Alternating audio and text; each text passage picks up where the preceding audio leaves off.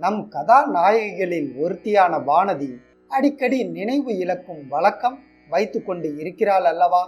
இந்த ஒரு தடவை மட்டும் நேயர்கள் அதை பொறுக்கும்படி வேண்டுகிறோம். ஏனெனில் அவளுடைய நோய் நீங்கும் காலம் நெருங்கிவிட்டது. வானதிக்கு நினைவு சிறிது வந்தபோது முதலில் அவள் ஊஞ்சலாடுவது போல தோன்றியது.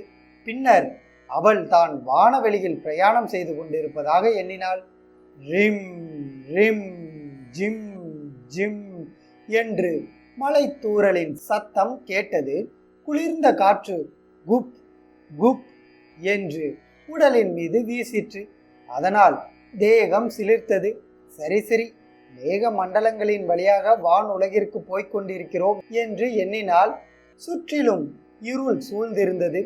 இடையிடையே மின்னல் வெளிச்சம் பளிச்சிட்டு மறைந்தது. முதன் மந்திரி கடைசியாக கஜேந்திர மோட்சத்தை பற்றி கூறியதும், யானை அதன் துதிக்கையினால் தன்னை சுற்றி வளைத்து தூக்கியதும் லேசாக நினைவு வந்தன. முதன் மந்திரி அனிருத்தர் கூறியபடியே நடந்துவிட்டது. மண்ணுலகில் என் ஆயுள் முடிந்துவிட்டது. இப்பொழுது மோட்சத்துக்கு போய்கொண்டு இருக்கின்றேன். மோட்ச உலகில் தேவர்களையும் தேவிகளையும் பார்ப்பேன். ஆனால் எல்லா தேவர்களிலும் என் மனதுக்கு உகந்த தெய்வமாகிய அவரை அங்கே நான் பார்க்க முடியாது.